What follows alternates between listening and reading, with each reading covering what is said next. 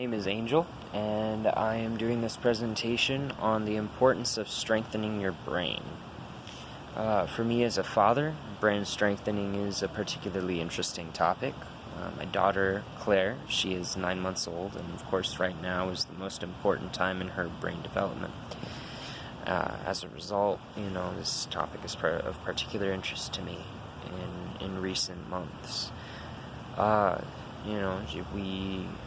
We communicate, me and her mom, we communicate a lot about how we want our daughter to improve herself intellectually, especially because she seems to be pretty bright for a kid of her age.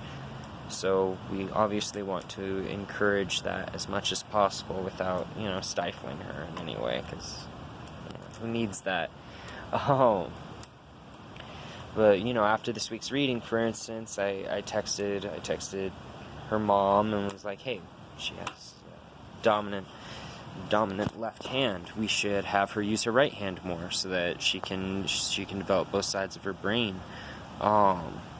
We talked about music development. She loves listening to music. We put on classical music for all the time. She loves it, but she really, really loves Florence and the Machine, so we like to play that for her pretty often too. And Florence has some pretty interesting organic patterns in her music, so I definitely appreciate that my daughter seems to enjoy that music in particular. She likes to start singing along with it, and a 9-month-old trying to sing is just the cutest thing.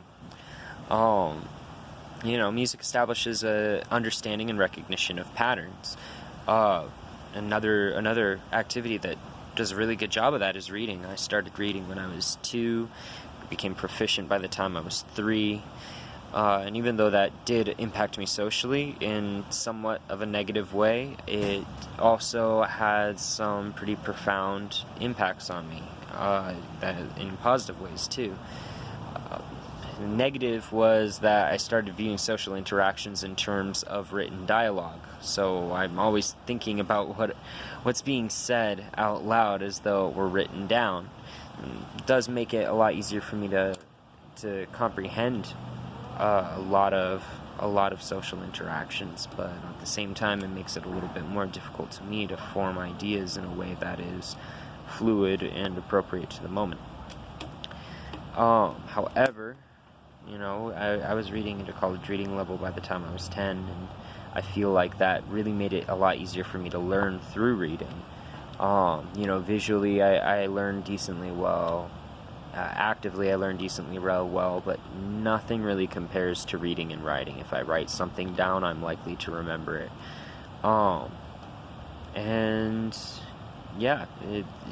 It assisted me a lot. I'd very much like to bring that into my daughter's life too. And it establishes pattern recognition. Music, reading, using different parts of your body for different tasks. These are all things that establish pattern recognition. You perform X, you get Y result, It's all input-output. When you respond to a situation, you decide on a solution to a problem, you are responding to the patterns that you have developed in your head based on your previous experience. So when you see something happen a second time, you can rationally guess, what the next part of the pattern is.